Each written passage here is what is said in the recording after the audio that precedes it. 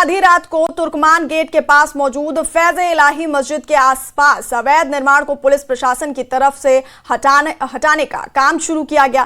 फैज़-ए-इलाही मस्जिद परिसर में बने बारात घर और डायग्नोस्टिक सेंटर को नगर निगम के 30 बुलडोजर ने गिराने का काम किया।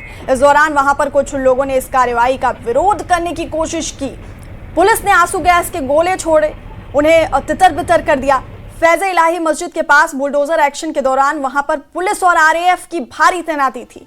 पुलिस ने बैरिकेडिंग कर फैज़-ए-इलाही मस्जिद की तरफ जाने वाले सभी रास्तों को बंद कर दिया था।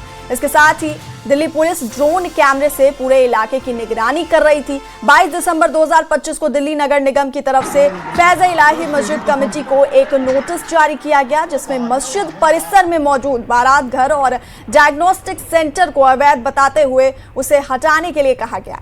इस नोटिस के विरोध में मस्जिद कमेटी की तरफ से दिल्ली हाई कोर्ट में एक याचिका भी लगाई गई, लेकिन दिल्ली हाई कोर्ट की तरफ से मस्जिद कमेटी को कोई राहत नहीं मिली, जिसके बाद दिल्ली नगर निगम ने इस कार्रवाई को अंजाम दिया।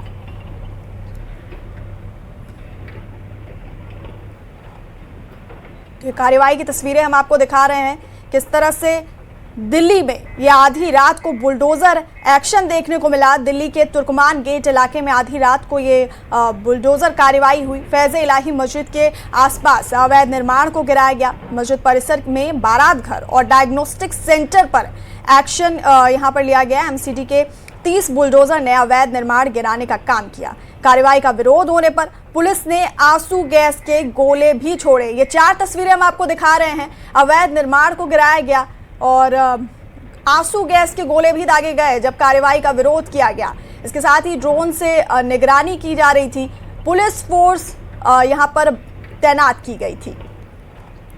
तो दिल्ली के तुर्कमान गेट इलाके में ये एक्शन लिया गया। आधी रात को बुलडोजर कार्रवाई यहां पर की गई। फैज़-ए-इलाही मस्जिद के आसपास अवैध निर्माण को गिराया गया। मस्जिद परिसर में बारात घर और डायग्नोस्टिक सेंटर पर यह एक्शन लिया गया और 30 बुलडोजर ने अवैध निर्माण को गिराया।